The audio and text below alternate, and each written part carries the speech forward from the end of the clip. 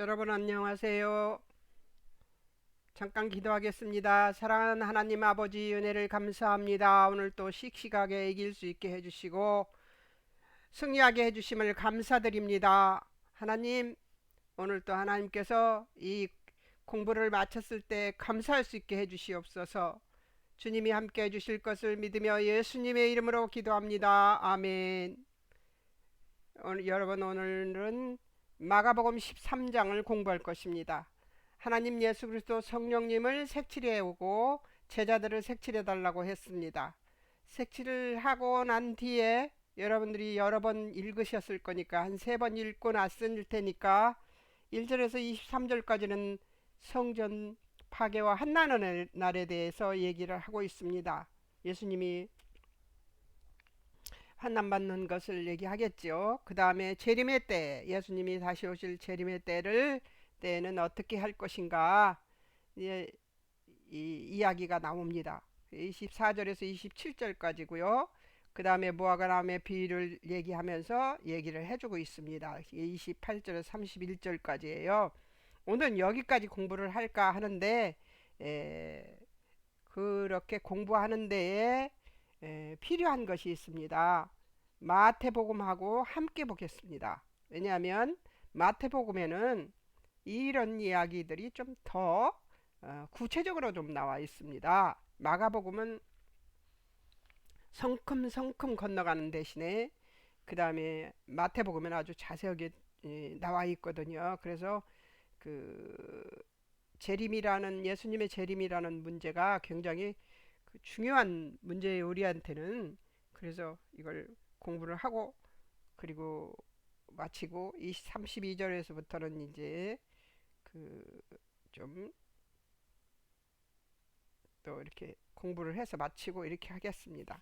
자, 오늘 1절에서 23절을 한번 공부해 보겠습니다. 솔직히 얘기해서 1절에서 23절까지의 얘기는 음, 그 성전 파괴는 이렇게 될 것이다. 그리고 어, 그날의 환난은 이렇다.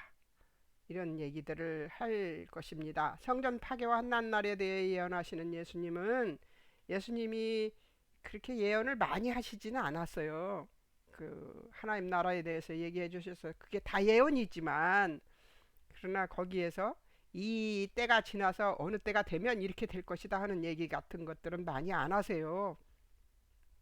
여기서 이제 예수님이 십자가에 달리시기 며칠 전 이렇게 이 제자들에게 또 그리고 거기 있는 사람들에게 이 얘기를 하기 시작합니다. 이제 예수님이 뭐라고 예언하냐면 성전 파괴는 이렇게 될 것이다 하고 얘기를 하는데, 왜 그렇게 얘기를 하게 되셨냐면 누가 제자들이 중 하나가 건물, 성전이 그 헤롯 성전이 뭐 멋있게 이렇게 그 지어져 있는 것을 보고 이 돌들이 이 건물이 어떻습니까? 이렇게 제재 성전 건물을 자랑하려 할 때, 그러니까 마가복음에는 그 말이 없어요. 성전에 나가실 때 제자 중 하나가 이르되 선생님이여 보소서 이 돌들이 어떠하며 이 건물들이 어떠하니까 하고 그 건물에 대한 평가, 성전에 대한 건물에 대한 평가를 하라고 질문을 선생님한테 하는, 예수님한테 하는 것 같이 보이지만 마태복음에서는 그렇지 않아요. 24장 마태복음 24장 1절에서는 제자들이 성전 건물을 자랑하려 할 때라고 아주 자세하게 설명이 되어서 나옵니다. 이래서 제가 마가복음하고 함께 마태복음하고 함께 보자고 얘기한 것입니다. 자, 그 다음에 이제 예언 내용은 뭐냐면 2절에 성전의 돌 하나도 돌 위에 남지 않고 다 무너뜨려지리라 하십니다. 이게 무너뜨려지다라는 파괴하다, 허물다, 분해하다 이런 뜻이에요. 그런데 분해하다, 파괴하다, 허물다 이런 것들이 돌 위에 돌 하나도 돌 위에 남지 않는다고 얘기를 하면서 그렇게 나옵니다. 성전이 어떻게 파괴될 것인가에 대해서 확고하게 말씀하시는 거죠. 예언을 하고 나니까 또 질문을 합니다. 근데 어, 어느 때 그랬냐면 감람산에서 성전을 마주 대하여 앉으셨을 때예요. 베드로와 야고보와 요한과 안드레가 조용히 물었습니다. 예, 어느 때 어느 때 4절에 나오죠. 어느 때 이런 일이 있겠사오며 이 모든 일이 이루어지려 할 때 무슨 징조가 있을까요? 하고 물었어요. 그 제자들이 똑같이 질문을 하는데요. 마태복음에서도. 근데 어떤 질문을 하냐면 어느 때 이런 일 성전 파괴가 있을까요? 주의 재림은 언제인가요? 세상 끝에는 무슨 징조가 있나요? 이렇게 따로 질문을 하는 것입니다. 그게 다 비슷하지만 더 구체적으로 질문이 나와 있고 그래요. 그래서 좀 같이 보는 것이 옳을 것 같다 생각해서 보는 것입니다. 근데 예수님이 예언하시고 그리고서 예수께서 이르시되 너희가 사람의 미혹을 받지 않도록 주의하라 하면서 이야기가 다른 데로 넘어갑니다. 어떻게 넘어갑니까? 환난의 날, 그날에 대환난은 이렇다. 그러니까 이 성전이 부서지는 날은 환난의 날이라는 것이 이제 밝혀지죠. 첫 번째 5절에 사람의 미혹을 받지 않도록 주의하라. 예수님께서 이렇게 미혹을 받지 않도록 주의하라고 하라라는 뭘 보면 됩니까? 이번에는 이럴 때는 하라를 보면 됩니다. 하라 마라 하는 것들을 보면 됩니다. 명령어를 찾아보는 거죠. 동사 명령어 보세요. 주의하라.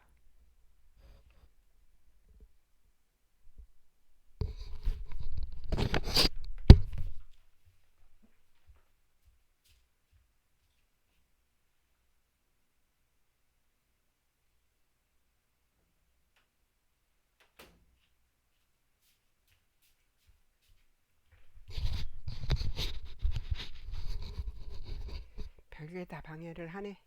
예, 주의하라. 또 이제 명령만 한번 보겠습니다. 두 번째는 어디에 나오냐면 7절에 나옵니다. 7절에 난리와 난리의 소문을 들을 텐데 난리 소문들을 들을 때 두려워 말라. 난리 소문을 들을 때 두려워하지 말라. 또 민족이 이제 이런 것들은 이유예요. 그러니까 이유는 이따가 다시 하겠습니다. 세 번째는 9절에 있습니다. 9절에 너희는 스스로 조심하라. 또 그 다음에 11절에 또 있습니다.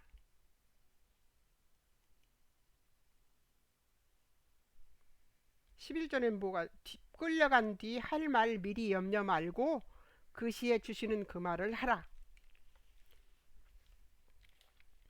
또 12절에 형제가 형제, 아비가 자식 죽는데 내주고 자식이 부모 대적해서 죽게 할 것이다. 이런 얘기가 있습니다. 이런 것들은 다 예언이죠. 13절 예수님의 이름을 인하여 모든 사람에게 미움을 받을 것이다. 또 14절 18절에는 멸망을 가증한 것이 서지 못할 곳에 서는 것 보면 유대에 있는 자들은 돌이키지 말고 산으로 도망하고 그날에는 아이 벤 자들과 젖 먹이는 자들에게 화가 있다. 이 일이 겨울에 일어나지 않도록 기도하며 대비하라. 이렇게 나왔습니다. 21절 그리스도가 여기 있다 저기 있다 하여도 믿지 말아라. 정말 그 말세 지말에 일어날 일인데요. 어느 때 일어나는 일 같아요? 어느 때 일어나는 일 같습니까? 지금도 일어나고 있습니다. 예수님이 지금도 일어나고 있는 일을 말씀하고 계세요. 난리 제가 여기를 좀 더 써야 되는데 덜 썼네요. 난리와 난리 소문을 들을 때 두려워 말라. 자, 왜 그런지 한번 찾아볼까요? 예, 한번 다시 보겠습니다. 5절 사람의 미혹을 받지 않도록 주의하라. 그 이유가 거기 나옵니다. 6절에 뭐라고 나왔을까요? 6절에 많은 사람이 예수님 이름으로 와서 내가 예수님이라 미혹할 것이므로, 예수님이라고 나오는 사람이 굉장히 많다고 얘기를 하고 있습니다. 지금도 세상에 이단이 거기까지 외국에까지 쫓아다니더라고요. 신천지도 외국에 나가 있고 통일교도 이북에도 통일교가 있더라고요. 놀라워요. 놀랐습니다. 그리고 지들이 예수라고 그러는데, 예수라고 한 사람, 살아난 사람 봤어요?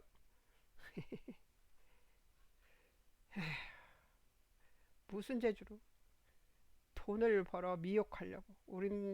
나 이 동네도 이단들이 참 많은데요.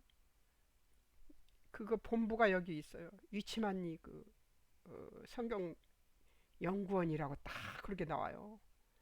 근데 젊은이들이 동강 치마에 그 티셔츠 입고, 겨울이고 여름이고 때를 지어서 밥 먹으러 다니는 거 봅니다. 안타까워요, 그런 거 보면은. 근데 그것만이 아니에요. 하나님의 교회라고 요즘은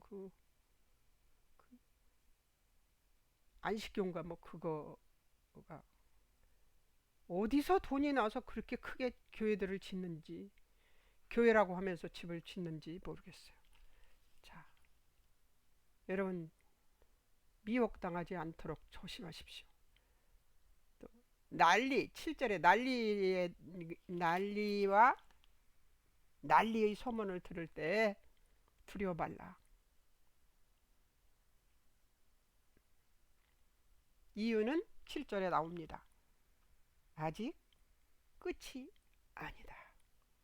8절에 민족이 민족과 나라가 나라와 서로 대적하고 지진, 기근, 재난의 시작이므로, 이게 시작이라는 거예요. 여러분, 코로나19도 시작입니다. 두려워하지 말고 미혹받지 않도록 주의해서, 그 다음 스스로 조심하라. 그날을 알려면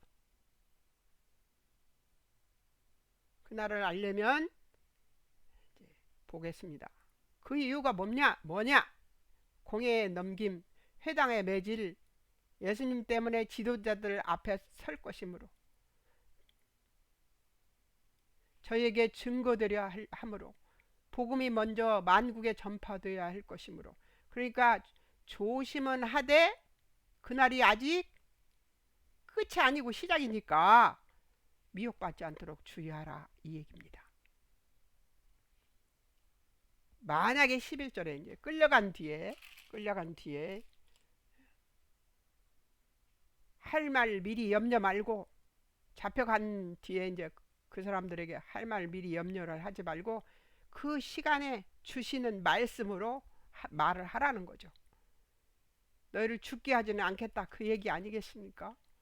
끌려간 뒤에 할 말 미리 염려 말고 그 시에 주시는 그 말을 하라는 거죠. 이유, 말하는 이는 너희가 아니라 성령이심으로. 그래서 제가 시작할 때 기도할 때마다 성령님, 제 입술을 주장해 달라고 기도를 하는 것입니다.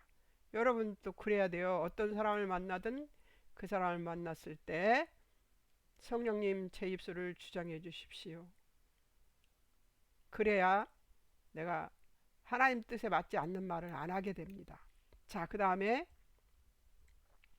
이유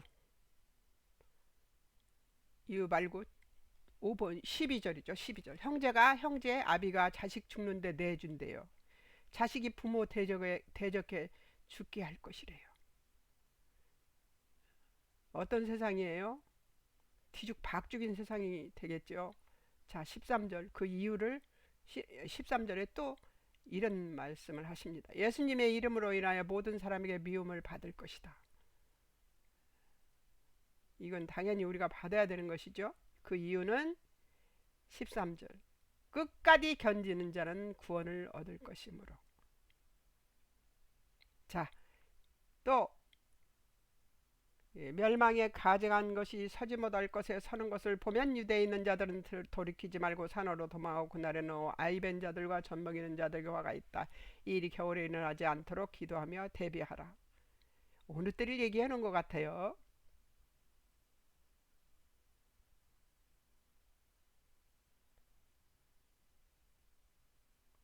여러분, 예수님은 하나님이십니다. 그러니까 지금 예수님의 환난의 때를 말하면서도 말씀하시면서도 재림의 때를 설명하고 계시는 것 같습니다. 마지막 때, 마지막 때를 설명하는 것 같아요. 저는 이것이 참 놀라웠습니다. 그리고 지금 우리가 이것들을 다 경험하고 있습니다. 이유 19절에 있습니다. 이유는 그날들이 환난의 날이 되겠으므로. 20절 이것만도 하나님의 자기 백성 위해서 감해 주신 은혜이므로 벌 받은 거라고 얘기하고 계십니다.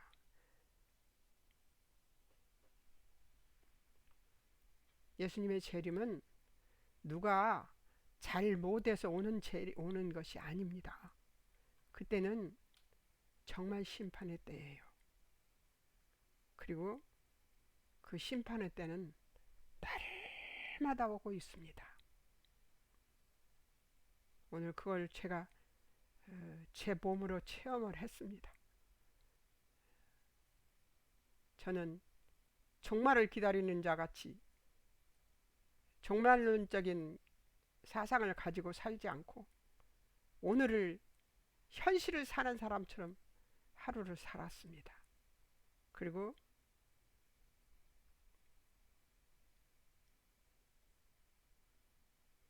오늘 이 말씀을 증거할 때 제 마음이 굉장히 무거워서 시작했어요.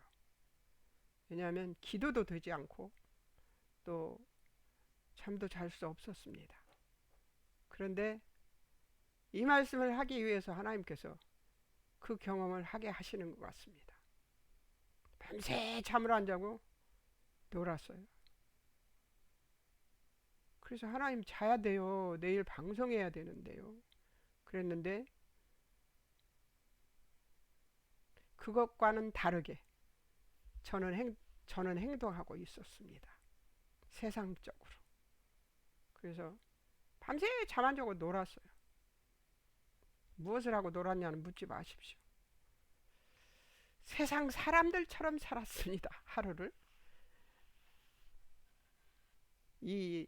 오늘 이 말씀을 전하기 위해서 하나님 저한테 세상 사람처럼 살면 어떻게 될 것인가에 대해서 경험하게 하신 것 같아요. 왜 이러지? 내가 왜 이러고 있지? 내가 이러고 생각을 하고 하나님이 나한테 뭘 가르쳐 주고 싶으신 걸까? 이런 것들을 하고 놀게 만들면서 제가 하고 논 건 TV 본 것입니다. 근데 볼 것이 아니었어요. 제가 봐야 되는 것이 아니었는데 그냥 보고 있었어요. 밤새 잠이 안 오는 거예요. 그러니까 그냥 껐다가 TV를 끄다가 다시 또 켜고 그리고 세상 돌아가는 걸 쳐다보고 있는 거죠. 근데 볼 것이 아니었어요. 제가 봐야 될 것이 아닌데 저는 기독교 방송도 안 봤습니다. 어저께는. 그리고 세상 것을 계속 보고 있었어요. 일로 돌리고 절로 돌려서 세상 것을 보고 있었어요. 제가 100몇 개, 190 몇 개의 채널이 있는 것을 보기는 하지만 제가 보는 것은 한 25개 정도밖에 안 됩니다. 다 그냥 다 없애버려서요. 쓰잘데기 없는 걸 다 없애버렸지 감춰두는 것을 했기 때문에 기독교 방송하고 제가 볼 만한 채널이 있는 것하고 그런 것들만 보거든요. 그런데도 그 속에도 제가 보면 안 되는 것들을 안 되는 것은 아니에요. 그냥 세상 살아가는 재미있는 것들 이런 것들이었거든요. 그걸 보고 있었어요. 왜 이걸 보게 했나? 그게 지금 이 말씀을 공부하면서 보니까 아, 이것 때문에 하나님이 그걸 체험하게 하셨구나 하는 것이 생각이 납니다. 예, 때때로 하나님께서 우리를 저 벼랑 끝 가까운 데까지 데리고 가요. 그랬다가 봐라. 그 벼랑 끝이 어떻게 생겼나 볼래? 성자야, 잘 봐. 이런 거야. 이런 곳으로 갈 거냐? 내게로 올 거냐? 이렇게 물으시는 것 같습니다. 저는 지옥을 경험했거든요. 어저께 저녁에. 맘대로 안 되는 거예요, 제가 제 맘대로 안 돼요. 자야 되겠는데 잠은 전혀 안 오고 눈은 말똥말똥 떠지고 눈을 감고 불을 끄고 있으면 눈이 있는 데가 환해지는 거예요. 그러면서 다시 못 자겠으니까 또 TV 틀어놓고 보고 있고 그러고 그렇게 하룻밤을 잠 안 자고 보냈습니다. 그리고 세상 이 목사가 아닌 그냥 평신도도 아닌 그냥 세상 사람처럼 지나게 하셨어요, 하룻밤을. 그래서 뭐지? 내가 왜 이러지? 그리고 막 물리쳐 보기도 하고요.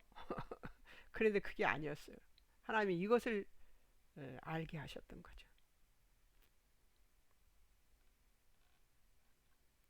이유, 환난 날이 되겠으므로 그날들이 환나는 날이라는 거죠. 근데 이 예수님이 이 예언은 너무 기가 막혀요. 네, 끝에 가서 기억할 것에서 얘기하겠지만 자 21절에 한번 보겠습니다. 그리스도가 여기 있다 저기 있다 하여도 믿지 말아라. 최종적으로는 이 말씀을 하십니다. 이유는 거짓 그리스도들과 거짓 선자들이 일어나 이적과 기사를 행할 수만 있다면 택하신 자들을 미혹하려 할 것이므로. 저는 어젯밤에 미혹을 받았습니다. 그리고 그것을 이기려고도 하지 않았고 그냥 받고 있었습니다. 바보같이. 그런데 정말 이러다 예수님이 오시면 어떡하나 그런 생각도 했어요. 밤에 이러다 예수님 오시면 나는 이런 생각이 들었었습니다. 물론 구원은 받겠지만 창피하고 부끄럽고 그런 구원이겠죠. 그런 생각이 들었습니다. 새벽녘에. 그래서 내가 뭐지 이거는 뭘 알게 하시려고 그러시는가 그랬더니 이걸 공부하려고 보니까 이것 때문에 하나님이 그 경험을 하게 하신 것 같습니다. 가증한 것이라는 것은 미운 것에서 부텔리소라는 것에서 유래했는데요. 성경과 교회 용어로 더러운 것, 가증한 것, 몹시 미운 것, 곧 혐오의 대상, 주로 우상 숭배의 대상을 의미한다고 나와 있습니다. 미혹해, 길을 잃게 하다, 미혹하다, 빗나가다, 방황하다. 이거 단어 연구하다 보면 너무 재미있는 말이 있죠. 길을 잃게 하다. 미혹하다는 말이 미혹해라는 것이 길을 잃게 하다라는 말이래요. 너무 정확하게 나와 있지 않아요?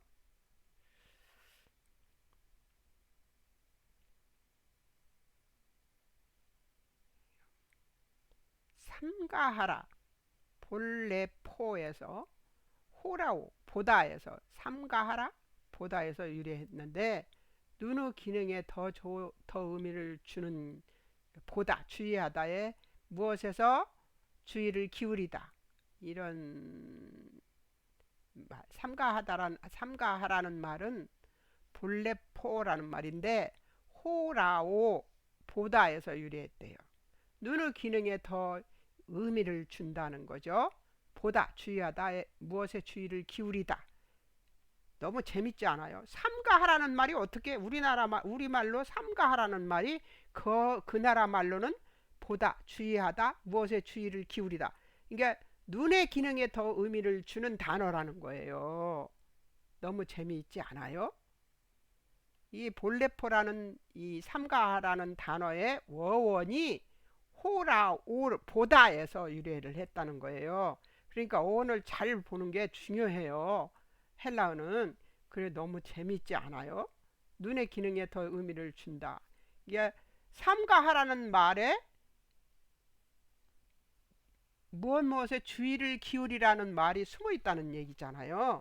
그러니까 단어 연구는 아주 기가 막히게 하나님의 뜻을 볼 수 있는 좋은 묵상의 한 방편입니다. 단어 연구한 것 잘 귀 기울여 들어보세요. 보세요. 너무 재밌어요. 자, 예수님은 주후 70년의 성전 파괴 사건과 예수님 재림의 때를 동시에 계시하고 계십니다. 무슨 얘기 했다고요? 주후 예수님이 돌아가신 후에 70년에 그 타투스라는 그 로마 장군이 그 성전을 파괴해 버렸어요. 근데 예수님은 지금 여기서 성전 파괴 사건과 재림의 때를 동시에 계시하고 계시는 거예요. 그러니까 하나님이 아니시겠어요? 하나님이 아니시면 이 어려운 이중적인 그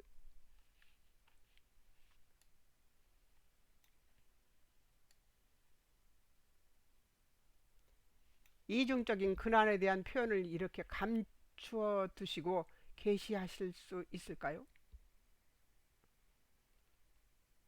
이중적인 계시를 알도록 성령 하나님은 또 우리를 가르쳐 주고 계시지 않은가? 여러분, 성전 파괴의 날을 얘기를 하지만 여기에는 무엇이 들어있어요?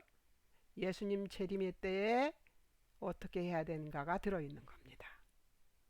너무 신비하지 않아요? 예수님은 신비하신 분이십니다. 예수님은 우리에게 정말 놀라운 그 가르침을 주시는 분이신데요. 그 사복음서를 제가 공부하면서 알았던 것은, 느꼈던 거는 예수님 그 곤란한 지경에 이를 때마다 그 사람들을 상대하는 방법이 너무너무 놀랍습니다. 우리도 배우면 돼요. 사복음서에서. 자, 그러면 24절에서 27절까지를 더 공부해 볼게요. 27절까지가 아닌데 왜 27절로 여기다 해놨지? 이거 고친다고 고쳤는데 안 고쳤네. 예.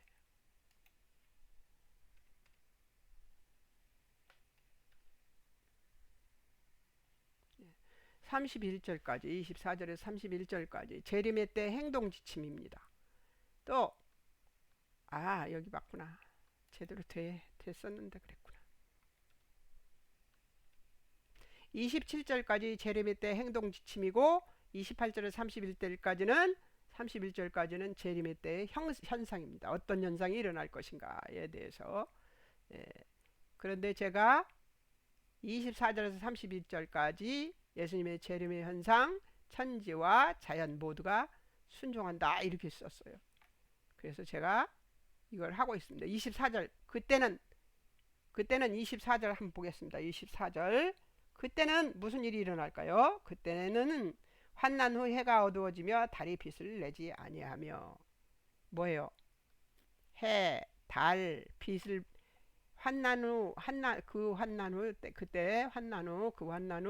어두워지며 해가 어두워지고 달이 빛을 못 내고 별들은 하늘에서 떨어지며 하늘에 있는 25절이죠. 하늘에 있는 권능들은 흔들립니다. 26절에 인자는 구름을 타고 큰 권능과 영광으로 오는 것을 볼 것입니다. 어떻대요?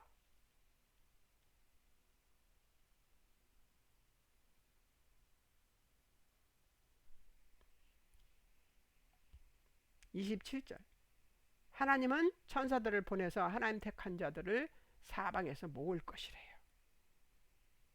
자, 28절부터는 현상이에요. 현상. 어떤 현상? 무화과 나무의 비유에서 배워라. 무화과 나무 비유를 배워라. 그 가지가 연하여지고 잎사귀를 내면 여름이 가까운 줄 알 것이니. 이게 그 가지가 연하여지고 잎사귀를 내면, 그러니까 잎사귀하고 무화과 나무는요, 잎사귀하고 열매가 함께 나와요. 그게 사실은 꽃이 피지 않고, 그래서 무화과예요. 그 열매하고 잎사귀가 함께 나와서 잎사귀만 있으니까 예수님이 저주를 해버렸던 거 아닙니까? 근데 이 성장 과정을 보며 계절을 알듯이 인자 오심도 알도록 깨어 있으라는 것입니다. 자, 30절에서 31절 임박하다. 천지는 무상하나 하나님 말씀은 예수님 말씀은 영원할 것이다 하고 천지와 자연 모두가 순종하는 그날에 예수님 재림 날에 대한 현상을 여기 보여주고 있습니다.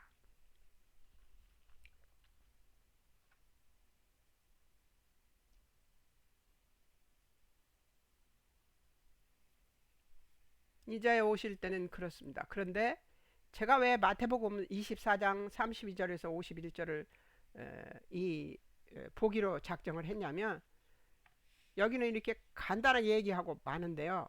여기서 정말 잘 32, 20 마태복음 24장 32절에서 41절에 보면 아주 제대로 나와 있어요. 그날의 인자의 임함이 이럴 것이다 하고 나오는데 이게 예수님 재림 때를 얘기하고 있거든요. 32절 33절 보면 무화과나무에서 비유를 배워라 하고 나오는데요. 보면은 마태복음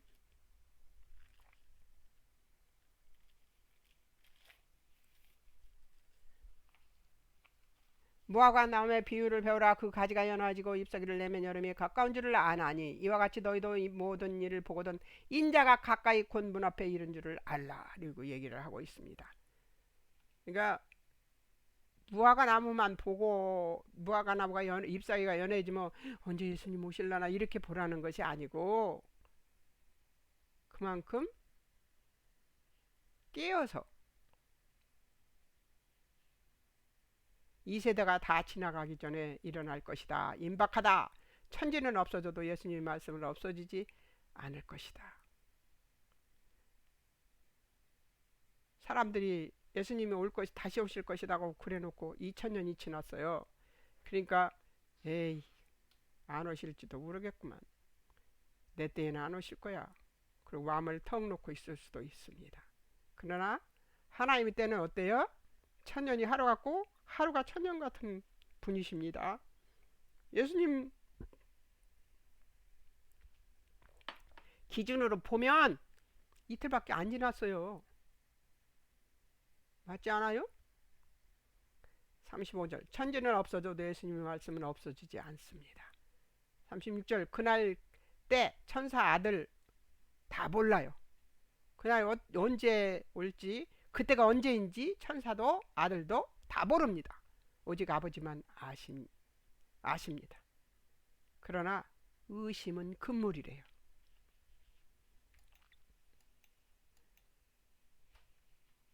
의심은 금물이라고 얘기합니다. 37절 39절 노아할 때 같이 인자의 임함이 같을 것이다 라고 얘기를 합니다. 노아할 때도 그냥 갑작스럽게 일어났잖아요. 홍수가. 홍수 전 사람들 먹고 마시고 장가들고 시집가고 하다가 홍수로 멸망했는데 지금 사람들도 그러죠. 먹고 마시고 시집가고 장가가고 하다가 홍수로 멸망합니다. 어젯밤 같은 때 예수님이 오셨더라면 저는 어쩔 뻔했습니까? 성자야 하고 오셨는데 제가 TV 치다보고 히히덕거리고 있었으면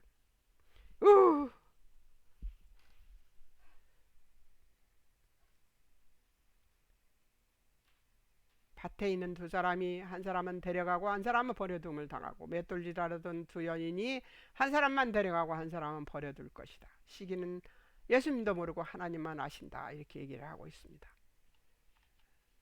자, 여기서는 깨어있어 세대를 읽으라는 거죠. 세대를 읽고 세대가 어떻게 돌아가는지를 보면서 깨어있으라 이 얘기를 하고 있습니다.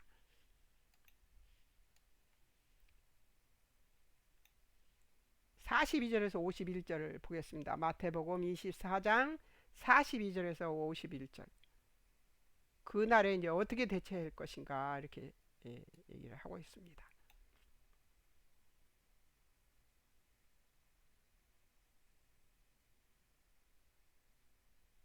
그날에 대한 선한 종의 형태와 그 결과를 이제 얘기하고 있습니다.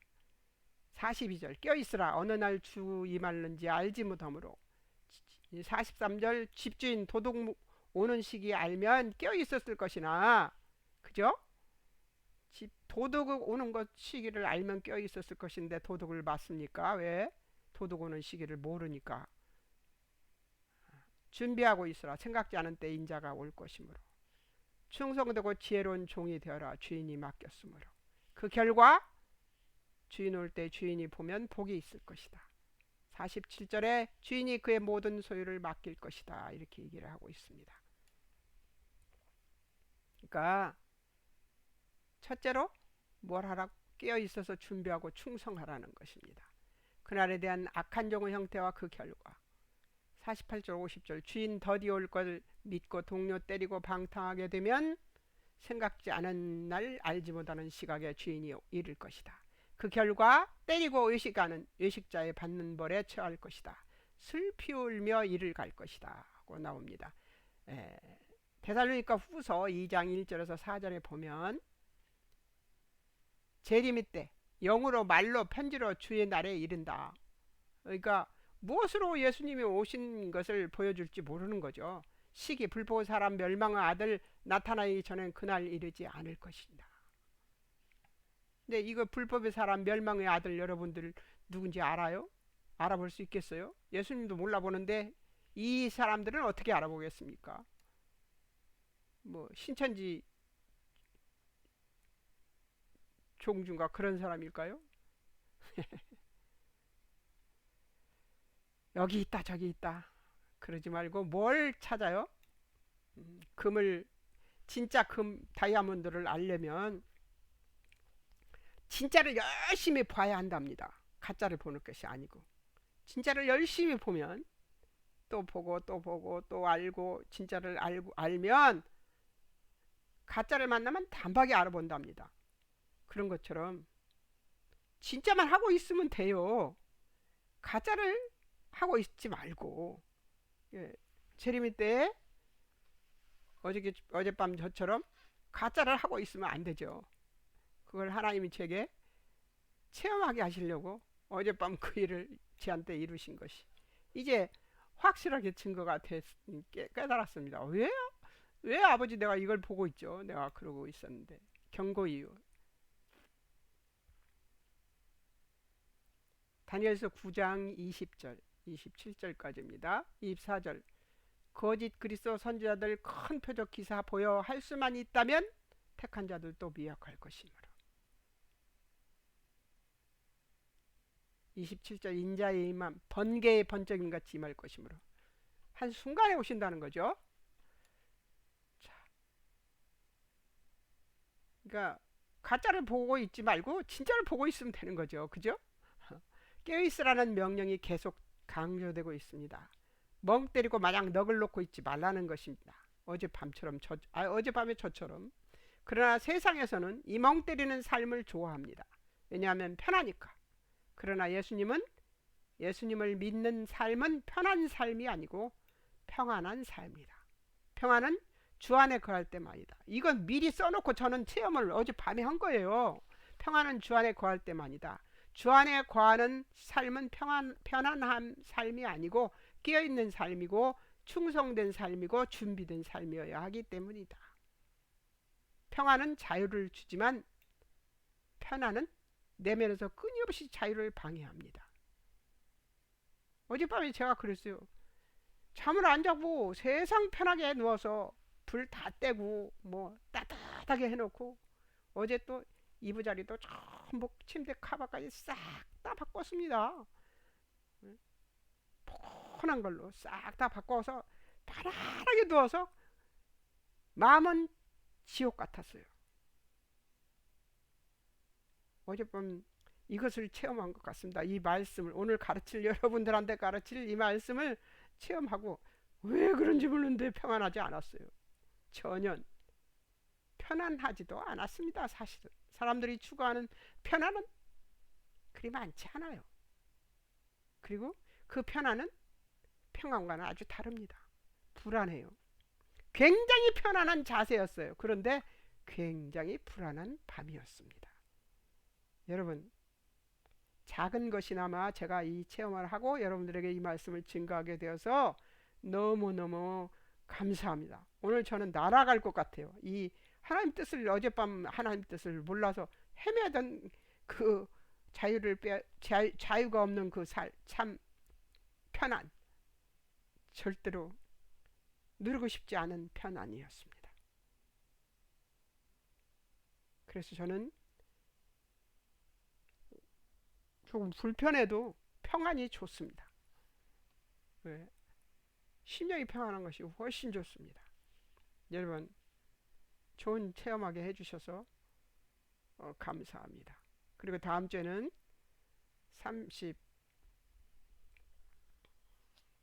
32절에서부터 32절에서부터 37절까지 한번 해보겠습니다. 예, 몇 절 안 돼요. 32절에서 37절까지가 아닌데 어디? 아, 마가복음이지. 맞을 것 같은데. 제가요. 네, 맞습니다. 37절까지네요. 37절까지니까 이제 얼마 없어요. 그런데 왜 또 이걸 남겨놓고 다음 주에 하게 되는지 잘 모르겠습니다. 저는요, 아는 것이 별로 없어요. 그런데 하나님은 아세요. 왜 그러는지. 다음 주에 또 공부하고 기억할 것들 또 우리가 실천해야 될 것들을 생각해 보면서 공부하겠습니다.